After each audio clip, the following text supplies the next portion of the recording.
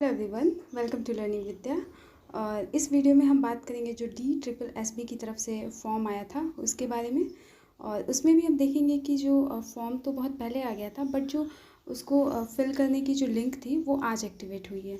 तो उस फॉर्म को फिल करने से पहले आपके जो भी इंस्ट्रक्शंस होने चाहिए, या फिर किसी वजह से आपका ये जो फॉर्म है ये कैंसिल ना हो जाए, क्योंकि आपको दोबारा संशोधन का मौका नहीं मिलेगा। तो उसके रिगार्डिंग जो जो इम्पोर्टेंट पॉइंट्स हैं वो सारी हम इस वीडियो में डिस्कस करेंगे। और बाकी अगर आपको DSSB का जो TGT था उससे मैथमेटिक्स का पोर्शन था, उससे रिलेटेड कोई भी जानकारी चाहिए तो आप चैनल के प्लेलिस्ट में जाकर उसको चेक कर सकते हैं। तो इस वीडियो में हम सबसे पहले बात करते हैं कि अगर आपको फॉर्म भरना है तो उसके पहले आपको जो इंस्ट्रक्शन होनी चाहिए वो क्या होनी चाहिए। तो वो जो इंस्ट्रक्शन है वो अगर आप फॉर्म फिल करेंगे एंड जब आप रजिस्ट्रेशन के लिए लॉगिन करने जाएंगे तो आपके सामने जो पहला पेज खुलेगा उसी पे आएगा। तो अगर मैं उसको लाइन बाय लाइन देखूँ तो आपका लिखा है कि in case roll number of class 10th इन, मतलब जो अल्फ़ा न्यूमेरिकल सीरीज़ है आपका, जो क्लास 10th के रोल नंबर में जिनका भी होगा, ठीक है, तो आप उसको नहीं लिखेंगे। जहाँ पे 10th का रोल नंबर पूछ रहा है आप वहाँ पे सिर्फ और सिर्फ नंबर्स लिखेंगे जो भी न्यूमेरिक में होंगे। जैसे लाइक कि यहाँ पे CSC को हटा दिया गया है, जो एग्जाम्पल दिया है 12 CSC 0204 में, और इसमें सिर्फ लिखा गया है 120204। तो आपको भी वैसे ही करना है।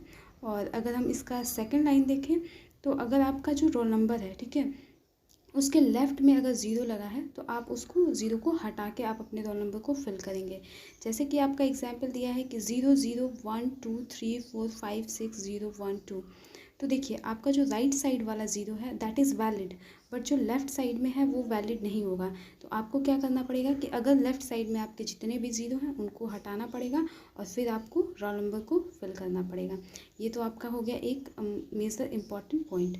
अगर हम दूसरे पॉइंट की बात करें तो उसमें बोल रहा है कि अगर आप एक से ज़्यादा पोस्ट के लिए अप्लाई करना चाहते हैं तो आपको क्या करना पड़ेगा, आफ्टर रजिस्ट्रेशन ही आप उस चीज़ को कर पाएंगे।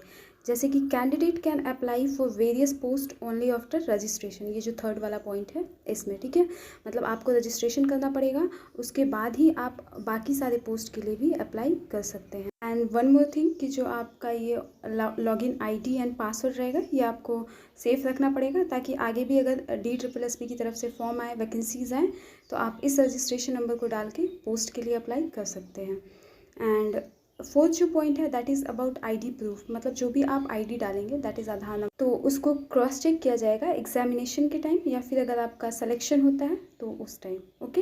एंड जो नोट्स में दिया है दैट इज़ कि अगर आपने एक बार एप्लीकेशन फॉर्म को फाइनल कर लिया तो कोई भी चेंज उसमें अलाउ नहीं होगा। मीन्स अगर आपको फाइनल सबमिशन करना है तो you have to fill the registration form carefully, ठीक है, आपको बहुत ही केयरफुली फिल करना है ताकि आपका कोई गलत ना हो और वो कैंसिल होने का चांस ना रहे। तो ये तो हुआ इंस्ट्रक्शन जो आपको फॉर्म फिल करते टाइम या फिर उससे पहले आपको दिमाग में रखना है और चीज़ों को बहुत ही सही से करना है।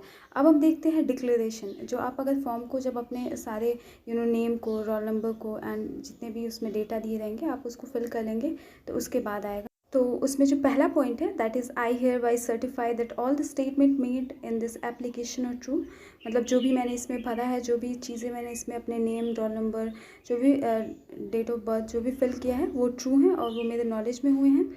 एंड अगर सेकंड पॉइंट है कि अगर कोई भी फॉल्स इन्फॉर्मेशन पाई जाती है तो उस जो भी कैंडिडेट है उसको, उसके एग्ज़ाम को कैंसिल किया जा सकता है, उस स्टूडेंट को टर्मिनेट किया जा सकता है और उसके अगेंस्ट कोई भी एक्शन लिया जा सकता है, ठीक है। ये आपका सेकंड पॉइंट हो गया। और थर्ड पॉइंट की बात करें तो the information submitted herein shall be treated as final in respect of my candidature, मतलब अगर आपने कोई भी यहाँ पे जो भी इन्फॉर्मेशन आपने पुट की है उसको ही फाइनल माना जाएगा। और बात करें जो सबसे लास्ट पॉइंट है एंड इम्पॉर्टेंट पॉइंट है कि ये जो रजिस्ट्रेशन फॉर्म है यही एक फाइनल है। इसके अलावा अगर मैं कोई भी एडिशनल रजिस्ट्रेशन करने का कोशिश करता हूँ तो that would lead to the cancellation of all such multiple registration.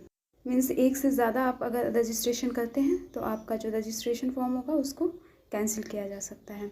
तो ये तो हमारे हो गए इंस्ट्रक्शंस एंड जो भी हमारा डिक्लेरेशन है वो।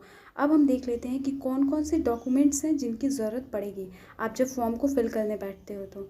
तो इससे क्या होगा कि फॉर्म भरने में आपको आसानी हो जाएगी और आप सारे डॉक्यूमेंट एक साथ लेके बैठेंगे। तो दैट इज़ 10th का मार्कशीट चाहिए जिससे आपको रोल नंबर पूछा जाएगा एंड पासिंग ईयर्स पूछे जाएंगे एंड DOB भी 10th के मार्कशीट से ही लगता है। बाकी आपका जो सीटेट का है उसका मार्कशीट चाहिए, आपको ग्रेजुएशन का मार्कशीट चाहिए, आपने अगर BEd BTC कुछ भी किया है उसका चाहिए एंड पासपोर्ट साइज़ का फ़ोटो चाहिए, सिग्नेचर चाहिए and left and right thumb का इम्प्रेशन चाहिए दोनों हाथों का। सो आई होप आपको चीज़ें क्लियर हो गई होंगी एंड चीज़ें समझ में आ गई होंगी। So thank you for watching.